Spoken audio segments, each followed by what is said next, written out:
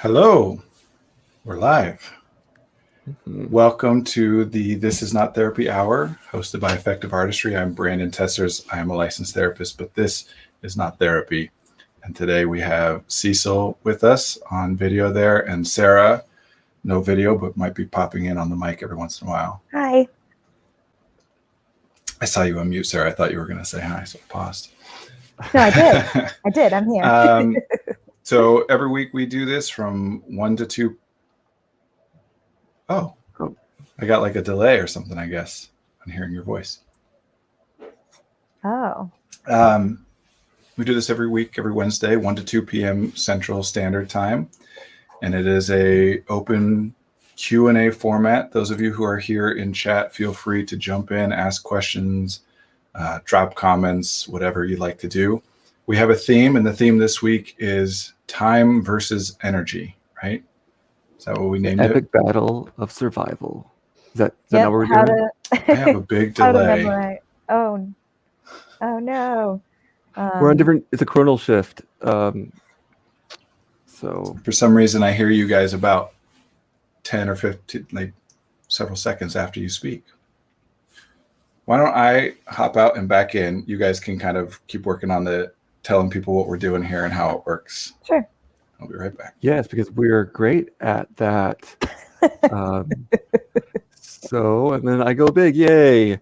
It's like when the teacher leaves the room and all the kids are like, what do we do? And everyone's like, do we stay calm and just like maintain, or do we like throw everything to the wind and like chaos? I'm for chaos and just like a quick breakdown of social norms and society and rules. So let's just go with that. No, this is today's topic. We're talking about time versus energy and what that looks like for people who have executive functioning struggles. As always, feel free to ask any questions that you have. The more specific, the better, because that really helps Brandon know what to tell you. Because as we've said before, not everything fits everyone. If the default worked for you, it would have worked for by now, and you wouldn't have these questions. So, but now he's back to save me from talking. I think I'm synced up now. Hopefully. So we do have. Seemed right. So I'm going to guess that we are good now. We have some prepared questions on this subject today for time and energy. Really what we're talking about is the resources that go into doing everything that we do. And time versus energy is just a fun, like Godzilla versus Mothra kind of a way to put it out there, I guess. I mean, there's a lot to be said about that if you put it that way, but. Cecil was talking about general answers versus specific answers, and not everything works for everybody. And that's why we call it the This Is Not Therapy Hour. For one, it's public, obviously, so don't be saying anything you would only want a therapist to know. But for two, we're focused on looking at specific potential strategies and solutions to whatever it is that you're trying to accomplish, as opposed to building things up into larger patterns or trying to analyze. We don't care so much about why a thing is happening, a little bit, because that helps us with the analysis, but we care more about what is happening, how you want it to be different, and how we can get it there. So having said that, again, chat, feel free to jump in at any time. And just to be clear, any questions from people in the chat do not have to be related to this specific topic. That's just what we use to kind of get things going and prepare questions ahead of time so that nobody has to feel pressured to jump in right away. But Cecil and Sarah, do we have a question to start with? Yeah. So we had somebody ask this, and it's a little long, so I was just going to cut it down into this two was parts. me, I think, right? In the private chat. Yeah, this was me. That's your question? Yeah, but I want to hear it in your voice. So I'll post it here for everyone. At banner. So is energy linked to mood? I have a trouble sometimes telling the difference between a bad mood and low energy or tiredness, though I guess it can be both. That's the first part. That is a great question. And then there's a follow-up. Is the second part a continuation of this, or should we address them one at a time? I don't know what the second part is. It's a little continuation. It's a little long, so it wasn't able to all to fit. The second part is, and then knowing what to do about it. With a bad mood, I can go for a run or call a friend or look at a kitten pic or something. But with tiredness, maybe it's a better idea to just lay down for a nap. How can you tell the difference? That is a great question. And here's the answer, is that energy, mood, tiredness, all of these are words that we have invented to describe certain experiences that we're having, right? And there's a lot of overlap. And what I say, tired, might feel to you as sad or low energy or whatever it is. These words that we use are great because it enables us to communicate with each other and give a sense of something, but they're not necessarily super precise. So the answer to that question is that we want to develop a language that allows us to be very precise in what it is that we're looking at, how things are changing over time, what things have what kind of an effect. So we're using energy here because I like that word, because it kind of seems to resonate with the most people the most. But people will use a word motivation here, or drive, or some people will just straight up talk about dopamine, right? Like, I need that dopamine hit. I'm low on dopamine today.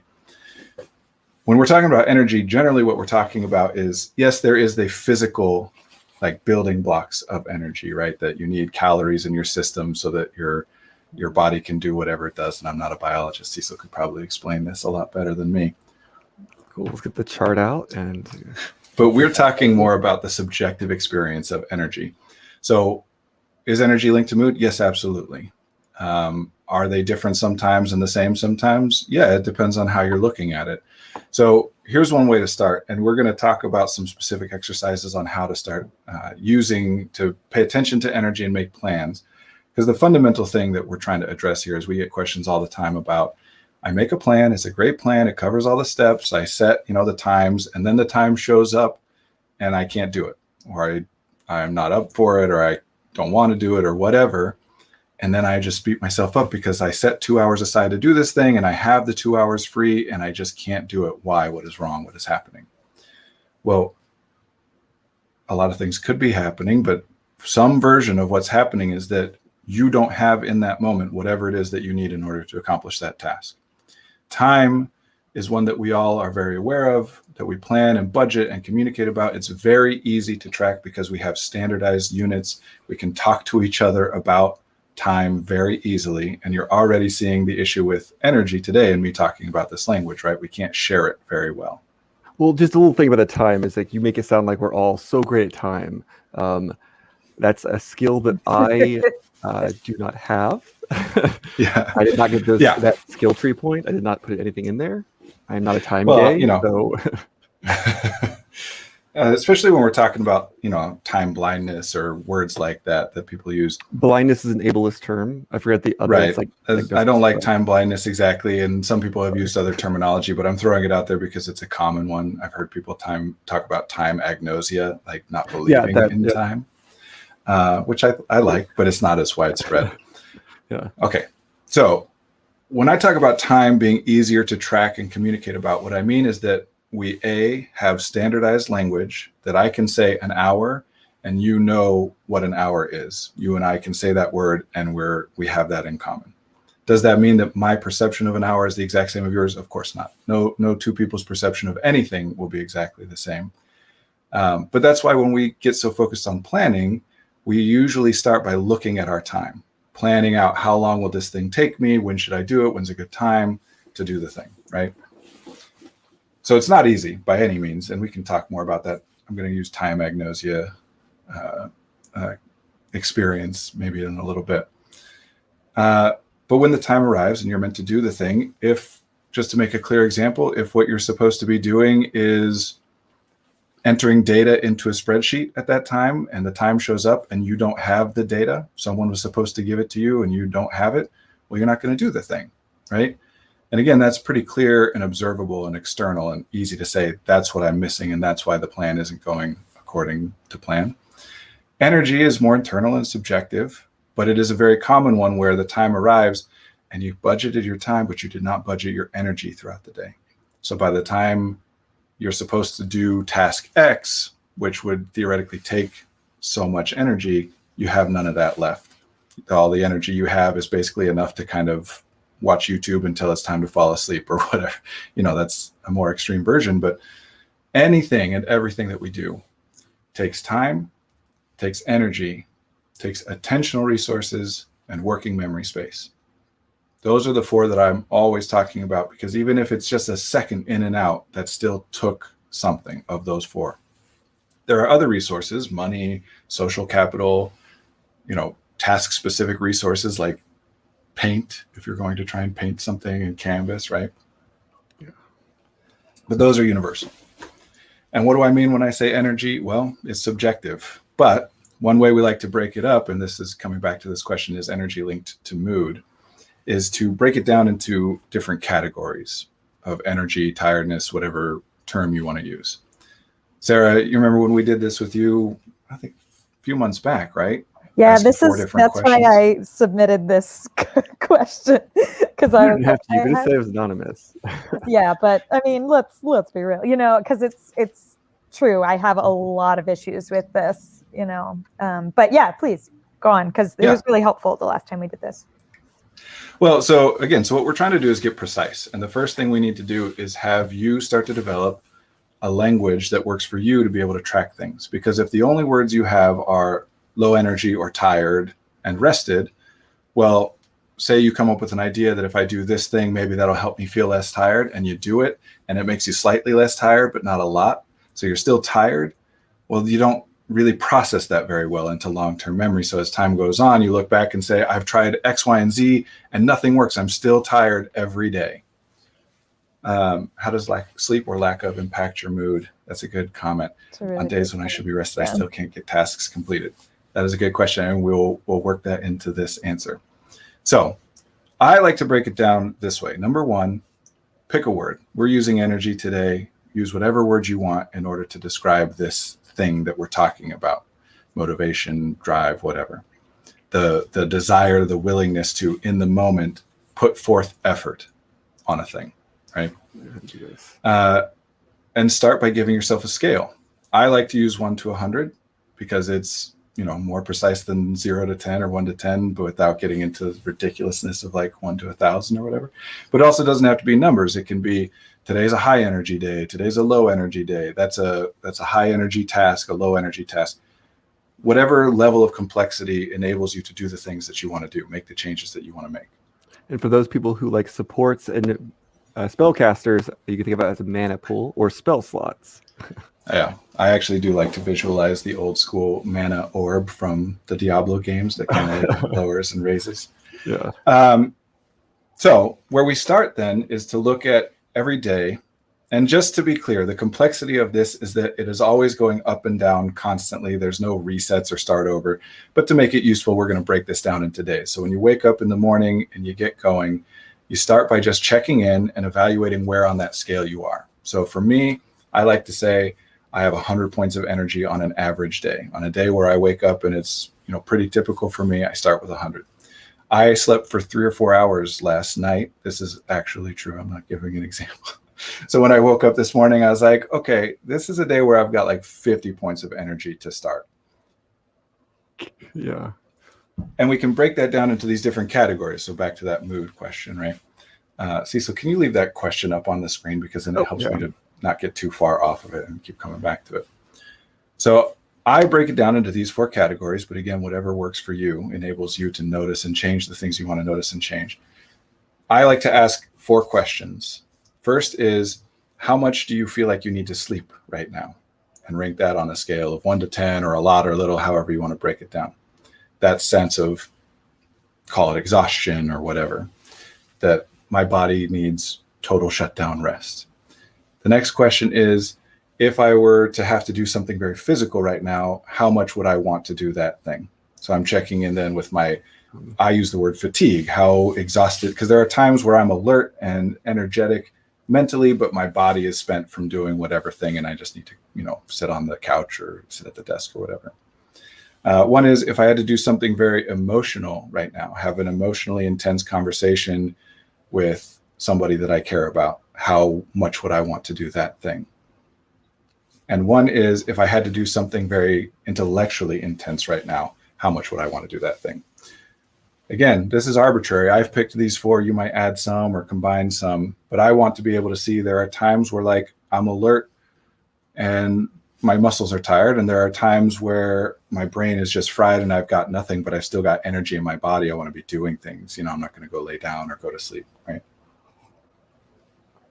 So let's quickly define mood, because mood is one of these great things that allows us to express what it is that we're going through. To give a sense, if I say to you, I'm sad, even though how you unpack that word in your head won't mean exactly what I'm experiencing in my head, it's hopefully close enough that you get a sense of what it is I'm trying to communicate to you, what it is that I'm experiencing. And I can get very poetic. And, I had a client recently say, other writers just seem to put pieces of their soul into their writing. How do I get myself to put a piece of my soul into my writing? I said, that is really poetic. And it gives me a sense of something that you're experiencing, but it doesn't really convey any information that allows us to observe or interact with the thing. Even if we tried to do this in order to put your soul into it more, how are we going to measure whether or not that worked? So mood is one of those things that what really is happening is a very complex, nuanced experience, all kinds of data coming in through my sensory organs, all kinds of stuff going on in my head. And then we have one of our executive subfunctions is called metacognition, or some people put it as self-awareness. Different experts break it down differently. But we have a part of our brain that looks at how the rest of our brain is functioning and has an awareness of that. And we develop language then to describe that. So when I am overwhelmed, that's a certain thing, a certain way of experiencing and functioning. And there's certain markers that I'm looking for that when I see those markers, I say, oh, I'm overwhelmed. And I log that experience away as being overwhelmed. If I say I'm sad, I'm anxious, I'm overjoyed, excited, all of it is the same. Because no matter what your mood is, that's a reduction of your actual experience, right? There's way more going on than can be conveyed in any description of what my mood is. But yes, I think one of the common markers when we say we're sad or whatever, one of the common markers that we're looking for is energy level. If that part of my brain, my metacognitive self, is looking at my experience and noting that part of that is tiredness, low energy, call it lack of motivation, again, whatever language you want to use, well, then that marker starts to lead me down this path of, well, that matches with these moods. And I'll look at other things to specify more between sad versus exhausted versus spent versus I just feel like there's no point, or whatever language we want to use. So does sleep play into it? Absolutely. As a general rule of thumb, yeah, low energy is going to connect to bad mood, and high energy is going to connect to good mood. And we have various ways to describe good moods and bad moods, right? But as a general rule of thumb, yeah. So if you sleep poorly, like I did last night, yeah, when you wake up, you might say, oh God, even though I was excited about everything I'm doing today, I'm like, I don't want to do any of this anymore. Yeah. Like, what am I doing? What's the point, right? It starts to shape everything because everything is filtered through our perception. So that's why we want to get a precise scale. We want to be able to break it down into different categories, because otherwise, if we just remember everything is tired, we'll never be able to make a change, because there's very few things that are going to switch you from tired to rested, right? To make that big of a shift, you're going to be tired to less tired to less tired. And at some point you'll cross a line that you will then say, oh, now I feel rested and relaxed or whatever. But if you're trying one thing at a time, and especially with sleep, this is the case. We're always, if your sleep is not going well, you're constantly changing things, trying new things, right? But if we have no way to observe the impact, then those things, even if they work, fall off. And by the time we add thing 6, we forgot thing 1, 2, and 3 that were helping us in whatever minor way. So that's where we start. Wake up and say, how many points of energy or how many mana points or whatever spell slots do I have? And you can break it down into those 4 categories. After a bad mood and low energy, and then knowing what to do about it, how can you tell the difference? So first of all, as soon as you start observing in this way, your brain will automatically start to generate ideas and solutions. Just like if you've been sleeping poorly, like we said, we're going to try a million things. Same thing. The more data you gather, you're already noticing it bother you, right? The brain is already determining that this thing, whatever it is, this low energy, is worth bringing in through attention into working memory and wants to figure it out. So when we start with this observation with language, we're just feeding the brain all kinds of data now to start to play with. And you'll start to generate your own ideas about what things might work to increase this or increase that. But again, to give you a more specific exercise, what you can do is start to break down the things that you do in the day. activities, experiences that you have and their effects on this energy level or mood, or call it whatever you want. So I know, for example, that sleeping, in that first category of how much do I want to sleep? Well, sleeping will help me change that category, feel like I need to sleep less. I know for myself that if I'm feeling low on the scale of how much do I want to do physical activity right now, that maybe a hot drink, whether it has caffeine in it or not, is something that kind of starts to wake me up and feel. Cecil's laughing, I think, because I come from a Mormon family when I grew up. So I know what hot drink means. Like, so we should just microwave like 7 Up. Well, but I'm saying even like, hot cider or hot chocolate or something can make me feel like I'm going. Another thing is getting sunshine makes me feel more physically like I'm able to take on physical activities and things like that. If I'm feeling emotionally drained, I know that talking to somebody about really anything, honestly, for me, but specifically the things that that are bothering me, that will make me feel more capable of going down that path. So you start to look at these different activities and break them down and put it on a piece of paper, create a menu for yourself where when I'm feeling tired versus fatigued versus drained versus exhausted, whatever words you end up using, then I can do this to kind of restore some of that. I can do this activity to restore some of that. As a general breakdown, activities, everything you do, like we said, costs some amount of those 4 resources, but activities, things that you do can return energy as well. And that usually comes down into 2 categories. One is the activity in and of itself, the experience of doing it is enjoyable, is fun. That's one of those words that we use to describe a situation, but usually what we mean is it's energizing in some way, that it is taking less from us to do than it is returning to us, which is why we can do these fun things for a long, long, long time, because we're not getting drained, or we're even perhaps getting energized. Remember, it might energize us in this way, but drain us in this way or whatever. The other way that things restore energy to us is when we complete a task, there is a reward, a dopamine reward, a completion reward released in the brain. So even if you're doing something that the activity itself you hate, but you're doing it because it's important, because it's connected to something else down the line that's important to you, well, when you complete that task, you'll get that reward of like, oh, thank goodness. It might be a sense of competence or self-esteem. It might just be a sense of relief of like, thank goodness, I don't have to worry about that anymore, but some version of that. We could talk more about that later. So as we start to plan or look ahead, or even just check in, because we haven't even talked about planning yet, checking in with where we're at, we start to create this menu and list of where am I at right now? What are things that I know that can change this up, re-energize me in this way or that way? So in our comments there, on days when I should be rested, I still can't get tasks completed. Sleep is a very, very important part of what restores energy to you, but it is just part. So really quickly, I'll list, unless people have more questions about this. Sleep is one, diet is one, physical activity, I'm not saying exercise, and I'm not saying more or less is better, but that category of thing is one. Medical issues, medical conditions is one, especially ones that you either don't know about or don't have treatments that are helping with.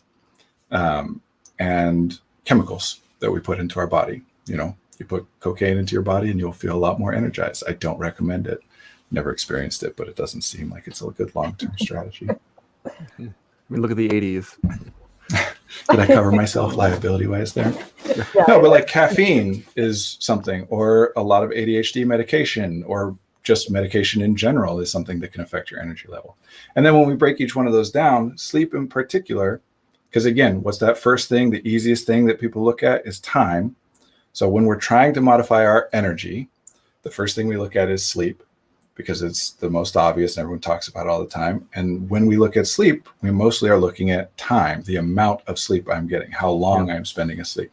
But there are all other kinds of variables. When you go to sleep, when you wake up, whatever conditions and things are helping or contributing to how you're sleeping while you're asleep, how you're going through your cycles, how restful you are. We know, research is what it is. It's useful for what it's useful for. It's not a one-to-one correlation, but we have research that shows that people with ADHD on average in 8 hours of sleep from going to bed, falling asleep and waking up, spend an hour and a half of that time awake just from little micro wake ups. Sleep apnea obviously is a condition here. We know in the research shows that being a night owl versus being what's the day owl, opposite? a day pigeon, owl? Morning. I don't even know. I'm such morning a night dove. owl. Morning dove. Anyway, Yeah. that those are real things.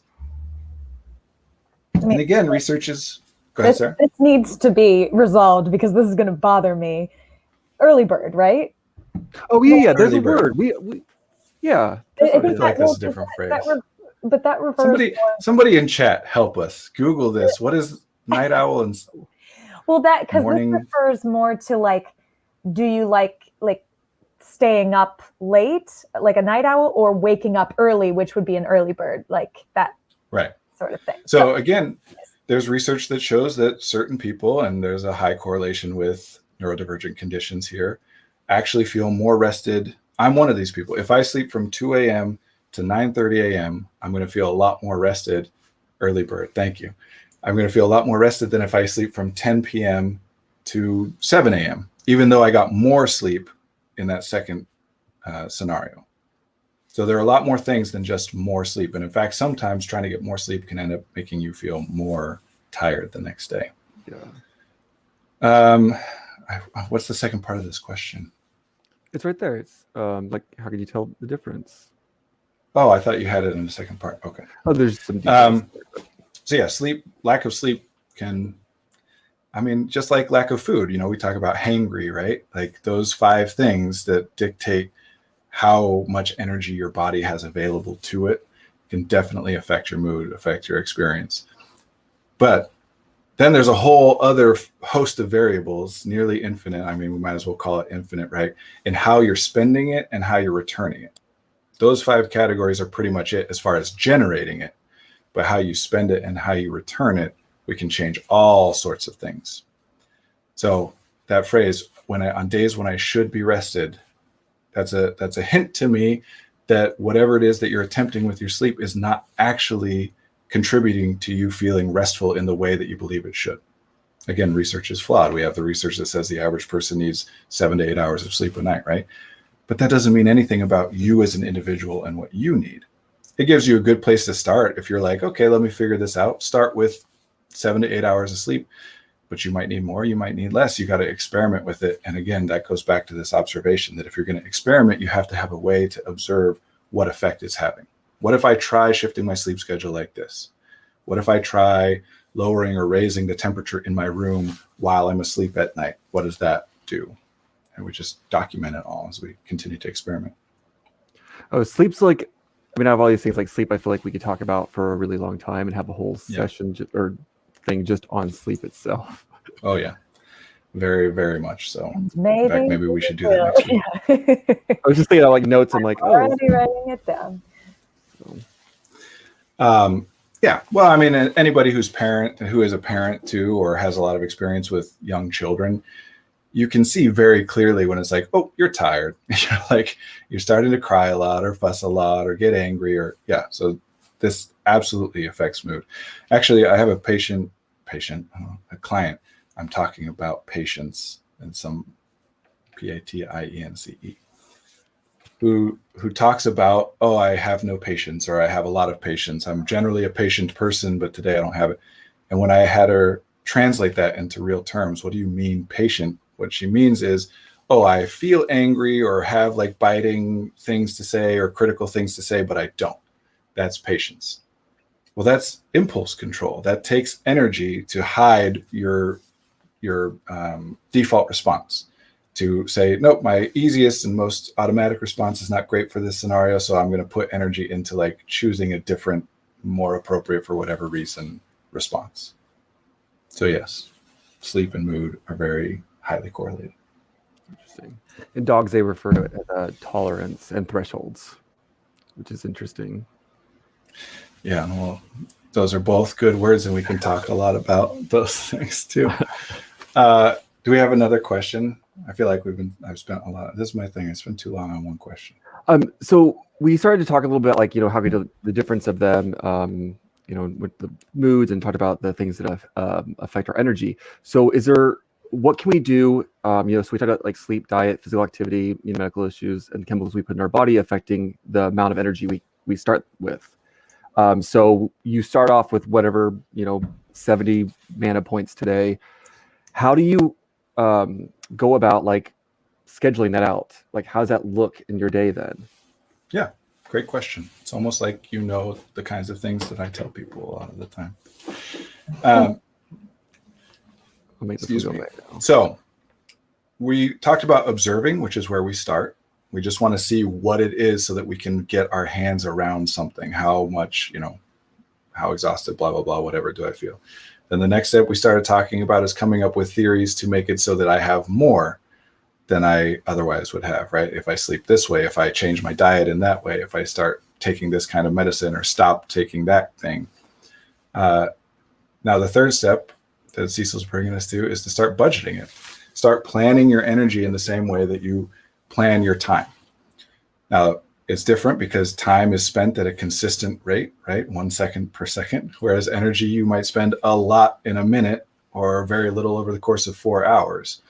So you got to measure it differently. You can't know exactly how the energy is going to go over the course of the day. So what you do is you start, as you're planning, as you're doing your time planning that you've already been doing theoretically, if you're in this place where the time isn't working out for you, is start assigning tasks an energy cost in terms of the scale that you've already developed, right? My 100 points of energy that I start with in the beginning of the day. Tasks, I'm going to make my guess as I plan my day. This is going to cost me 10 points of energy. This is going to cost me 40 points of energy. And really, that's very personal and individualized. What things cost you what amounts of energy? For me, writing a 2-line email might take a lot of energy, whereas getting in front of an audience and talking for an hour takes me in fact, it's really more energizing for me than anything else.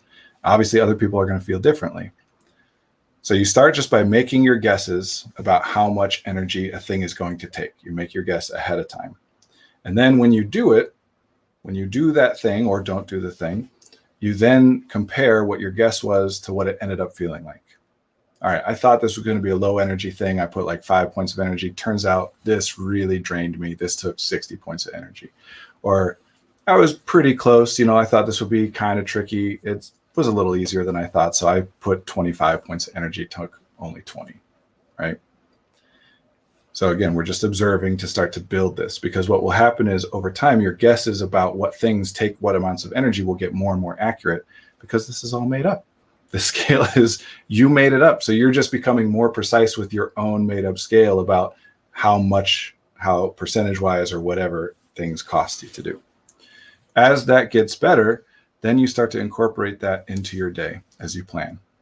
And again, I'll simplify it, but you can modify it however you like. What I would do, what I have clients do a lot of the time, is wake up in the morning, check in with yourself. Where am I on this scale this morning based on sleep and what I ate yesterday and whatever, right? Then I look at my day and make my guesses, not only about how long something will take to budget the time, but how much energy it will take. And I keep kind of a running tally next to my plan. Okay, I'm starting with 70. First thing I got to do today is get the kids ready, and that's going to take 10 points of energy right off the top or whatever, and keep that running tally. And this is where we go back to that menu that you built earlier of things that energize you, because you're never, ever going to have enough energy from the morning to get throughout the day without doing anything that returns energy to you. If nothing else, you need to eat, right? That's typically an energizing thing to do. So you watch as that number gets lower and say, okay, well, I'm going to be down to 20 points of energy at this point of the day, and I still got to do X, Y, and Z that takes a total of 60. So I got to do something here to bring something back. And that's where we go to the menu, taking breaks and going for walks out in the sunshine, going and eating a meal, or just taking a moment to drink your coffee or tea on the porch, engaging in enjoyable activities. I'm going to take a break and just read a book or play a game or watch some YouTube or scroll Twitter or whatever it is that you like to do, play guitar, create art. You develop your own personal menu of what are the things that help me to restore energy. So you're looking at time and energy and balancing them against each other. Does that make sense? And again, you'll learn more as you go along. You'll plan, just like with time, You'll plan something, you'll think it's going to take X amount, it ends up taking more or less, and by the time you get there, you don't do it. The key then is to know that the plan, the planner, the schedule calendar, whatever you're using, is a tool. It's not your boss. It's the best guesses that you made when you were the person who made that plan. And if that was 2 hours ago, it was 2 hours ago. If it was 40 years ago, it was 40 years ago. You made that plan with the information you had at the time, making your best guesses. Since then, you've gotten more information.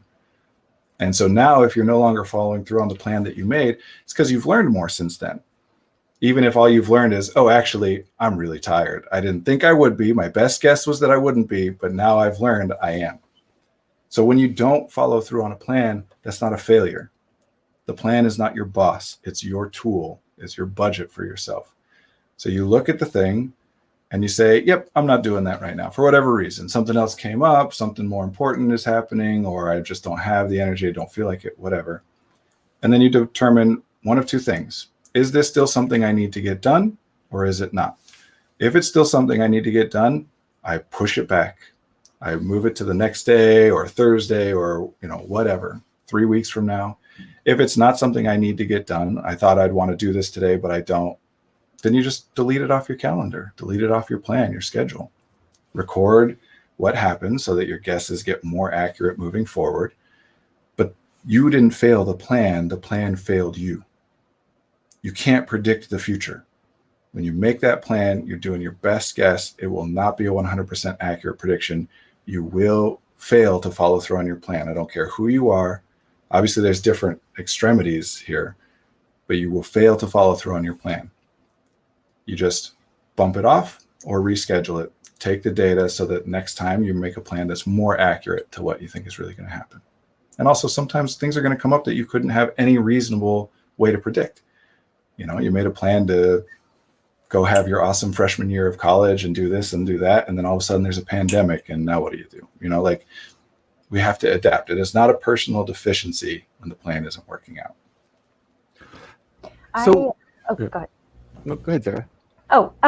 So one of the things that I struggle with this, but I also know a lot of people who struggle with it, is that piece between so you'll plan, you'll make the plan, you'll execute the plan, and then you're supposed to write down what actually happened, and then you make a plan next time. And the piece that a lot of us, I think, are missing is writing down what actually happened or tracking that. It's it is so hard, I think, to remember to do that, because you're like, well, the thing is done. Now I have to do the next thing, right? Yeah, so, and you're tired after doing that. You don't want to spend that time going, I don't want to do this anymore. Yeah, that's a great question. So what happens is, with most of these strategies, most of the advice you're going to get from anybody cost resources to do. There's a cost to them. And if you're here, you're already struggling to follow through on your plan. What that usually means is you're running out of resources as it is. You don't have extra to be throwing around, right? So there's different kinds of strategies to try and help. One is the kind that we've been talking about, which is going to take more time and more energy to do, but you're front loading it, right? You're spending more time and energy now in the hopes that later it ends up saving you way more resources, right?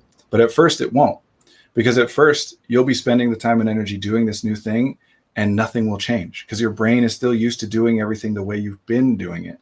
You have to do it this new way consistently for a while before the brain starts to adapt and say, oh, okay, I can start to let go of this or understand that differently. And how do you get yourself to put out that extra cost, that extra resource cost, until it starts to return, that investment? Well, mostly through relationship, through externals from somebody else telling you, believe me, this is going to work. Somebody checking in with you and saying, okay, I know you didn't write things down today. That's okay. But let's go back over the day at this point and now make your guesses. They'll be less accurate maybe than if you had done it right after each thing, but still it's better than not, putting it down at all. And if you don't have a person available for that, then putting reminders, alarms on your apps and things like that. I usually have clients start with pick a time at night when you can fairly consistently say that you'll be available, 8 o'clock, whatever, and set an alarm that goes off every night. And that alarm is labeled something like, planner or journal or whatever, that's your prompt to do it. Is that going to go off sometimes and you're not going to want to do it? Yeah, absolutely. Because again, it's just a tool. We're making our best guess about when you might be available and willing to do it in the future, but that's not always going to be right. So then you wipe it away. So for this kind of strategy where it does take extra time and energy to do it for a later payoff, you have to have something outside of your own head keeping you going on it. And the more that thing can take on for you, apps, for example, like Dailyo, that'll give you reminders and make it very simple to just say, boop, like I feel this way today or that way today. Anything that makes it easier is great. Other people doing it with you or for you, apps, technology that can do parts of it with you or for you, like remembering when to do it and all that. There are other strategies that we can do. One is drop something off. If you're spending everything you have and you're still not getting everything done that you want to be getting done, one thing to do is to look at everything that you're doing and pick a thing that you can just stop doing, to free up some time and energy to start working on something else, right? And you don't always have that luxury. That is, a privileged thing to be able to say, oh, there are things that I'm doing that I can let go without serious negative consequences. But I think most people can find things, even if they're small things here and there, that you can let go of without too much trouble. But maybe not. So I'm not going to say go down that path. So that's one kind of thing. And this observation thing will help with that too, because you'll be able to identify more clearly what are the things that take the most resources for the least return. Like, oh man, I've been calling my mom every day because that makes her feel better, but I'm realizing that takes like half of the energy I have available every morning. Maybe I should step that back to every other day or once a week or whatever. I don't know why I use that example. My mom's watching this. I'm sorry, Mom. This is why he doesn't call you. No. Another is to do the things that you're already doing, but in ways that cost you less. And that's tricky because you got to figure out the specifics of you and the task and the environment and what is there available to you. Oftentimes this is, asking somebody else for help, but asking someone for help has its own costs associated with it. And depends on your relationships and all that kind of thing.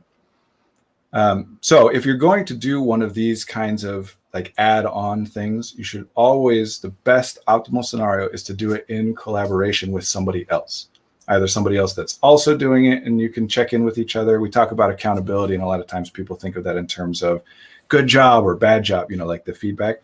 It's really nothing more than I have a relationship with a person, how they view me matters to me.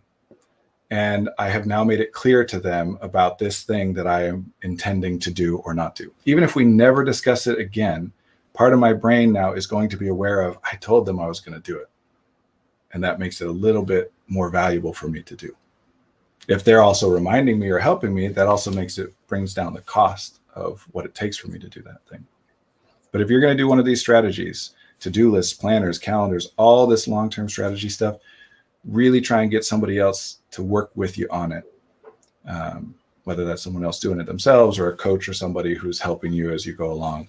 And if nothing else, try and use technology to help remind you and make it easy. But having other people is probably, in most cases, going to be more effective. Not everybody has that available. So how do you, I know that it's important to go through and observe and all that stuff. So one thing I struggle with is how do I prioritize doing things that restore my energy over just grinding through it and pushing through? Well, that's a good question, because we've mostly been talking in terms of you don't have the energy to be able to do it, right? So in that case, it becomes easier to prioritize restoring energy because your choices are, don't do the thing because I don't have the resources I need to do it, or do something restful or restorative beforehand so that I can do it later. And that makes it easier. But it gets more nuanced when you're talking about things where it's yeah, I technically, this thing costs 17 points of energy and I have 20 left for the day. And I don't really want to do that and have 3 points of energy left to get me through the rest of my day. But should I just push myself to do it anyway? I think is more kind of where your question's at. Yeah. Right. So again, like you said, it's observation and stuff to start with, but we can start as we get more facility with this kind of way of thinking about things, just like the time, we will get better at sequencing, which is another executive subfunction, connecting the present and the future, being able to order things in a way that makes sense and can be accessed easily. So if I have a big plan that has 100 steps, and at the end of it, like, yeah, awesome, I'm getting something super important and valuable to me. But when I'm doing step 1, even though I intellectually know, because I've made the plan, that it leads me to step 100, in the moment, it's not really going to feel that rewarding. It's not going to feel like I'm accomplishing much because I don't get the reward until it's 100 steps away, right? I can remind myself, but that takes more resources to do. So this is where we get a lot of that stuff of break things down into smaller tasks. Because remember, we talked about that completion reward. Completion is completely arbitrary. If you set a goal to read a book a week, you'll feel the reward, get that reward when you complete the book in the week. If you break it down to, no, what I'm trying to do is read a chapter a day, you'll get the reward when you complete the chapter. If you're saying, I'm just going to do some reading today, any amount of reading, then you'll get that reward as soon as you read a sentence, right? And of course, different things have different levels of value, so it's not going to feel the same. But if you have these big plans and big things without chunking it up into observable things that you can complete, that's where you get into this mode of, I just gotta, one of my least favorite phrases, I just gotta do my best. I hate that. I want you to have a specific, if I could show my camera around, and I can't because it's built in, Cecil and Sarah would tell you, this room that I'm in is a disaster because I've been trying to get my video and my audio and everything set up, but I have not defined what it is that's my goal state that I'm going for. So no matter what setup I do, however good it is, when I'm done with it, I look at it and say, okay, well, that could be better, that could be better, and that could be better. And so then I back up and say, okay, what can I try? And I do a completely different setup that ends up probably being worse than the one I had originally, because I'm just defining it as I want really good video and really good audio, as opposed to having some metric to say, yep, I've accomplished it, I can stop. I was running around sweating. I've got holes in the wall from nailing things in. My wife is not happy. So breaking it into smaller things and being clear about identifying what is it that you're getting out of what you're putting in. Because if what you're getting out of that 17 points of energy is the first step of a 100-step plan, that's not going to feel very worthwhile. So then you go into this vague, like, get into the abstract. I should do it because, I want to be a hard worker. I shouldn't give up on this plan like I've given up on those others. And you get into that kind of emotional way of going about it, as opposed to being able to look at it and understand, what is it actually worth? So that's part of it. Cool. But yeah, if you start to be able to be more specific about what do things cost you and what do things return you, then it becomes easier to make these plans. And of course, I don't want to make it sound like you should do this with everything you do during your day all the time. You use the simplest way. If just going through your day, doing whatever you feel like doing in the moment doesn't cause problems, then do that. And if that doesn't work, then start with the simplest version of whatever plan or strategy that you think might solve the problem. And if it solves it, stop. But if not, you get more into the nuance and complexity and more until you figure out something that does help you. Some people don't have to put any time and effort and thinking into their sleep at all. They just sleep in a way that works. Do for them. No. How dare they? Their addresses disturb them. No.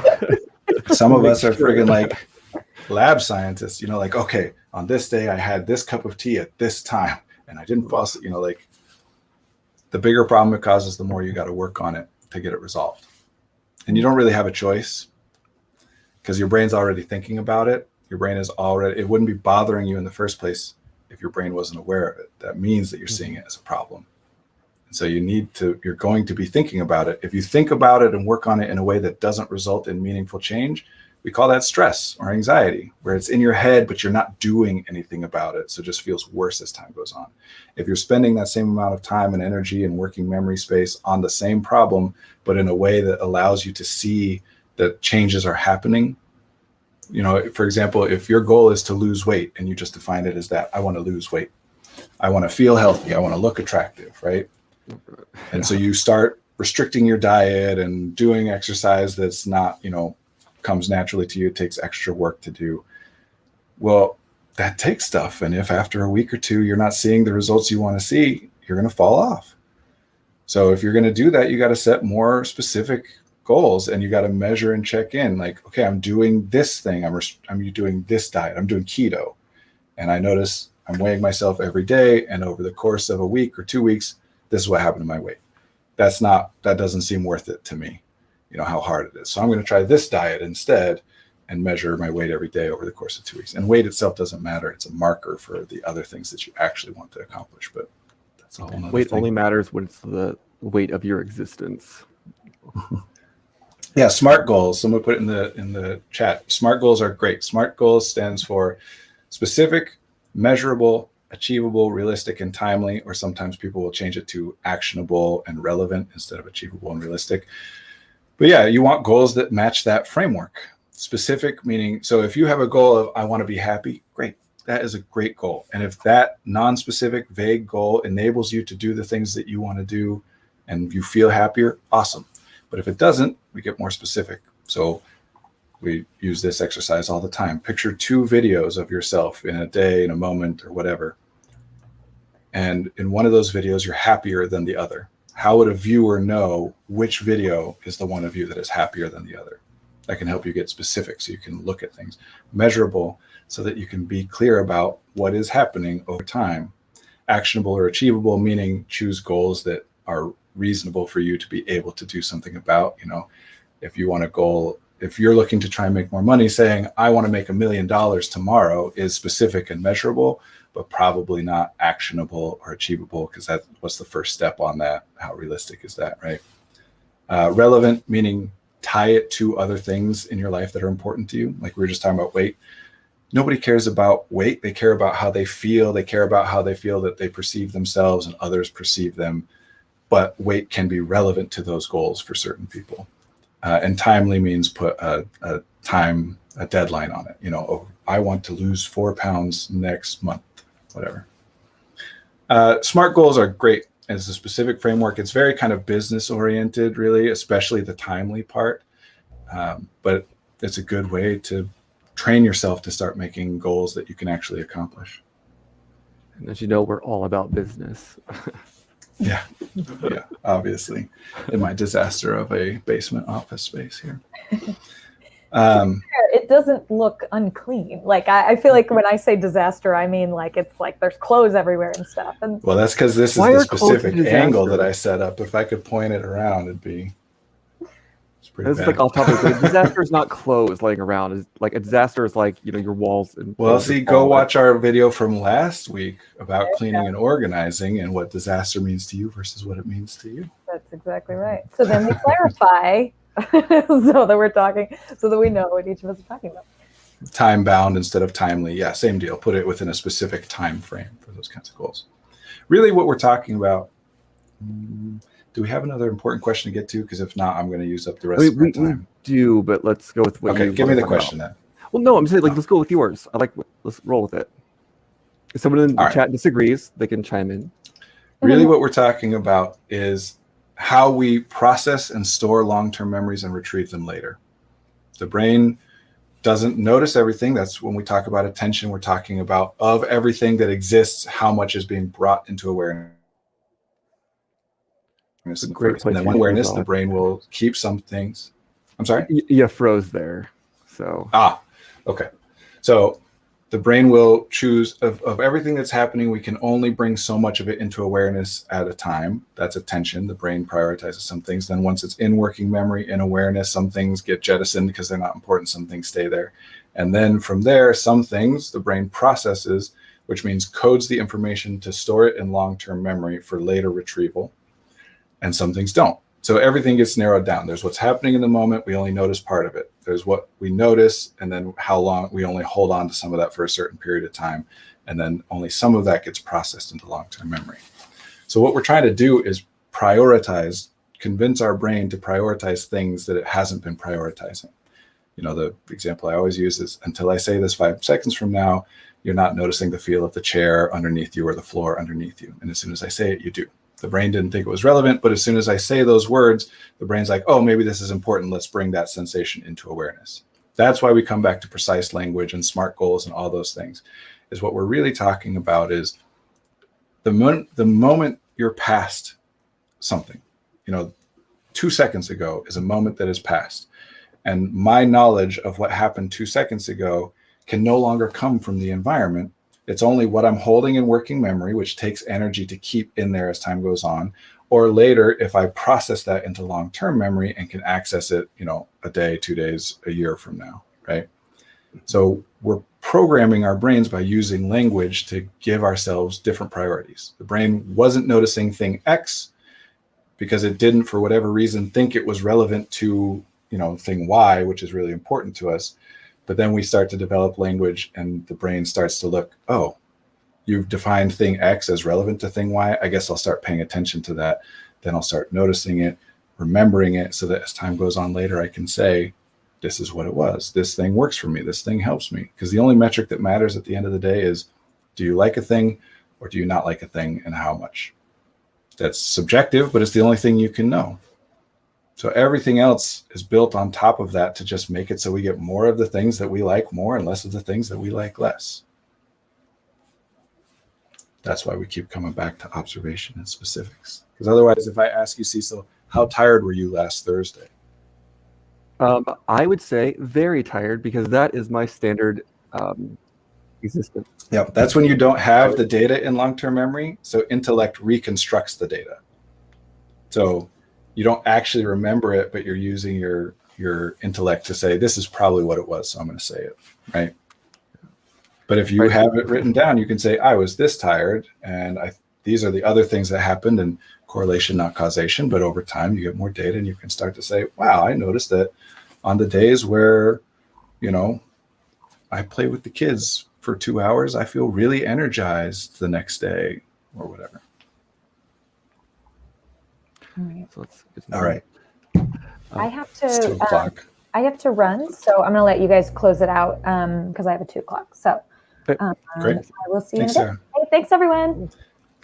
Thanks, everybody that's here, that's been here. Go ahead, Cecil, you close us out. Oh, no, I was saying we're always timely, always punctual. Thank you guys for joining us this week.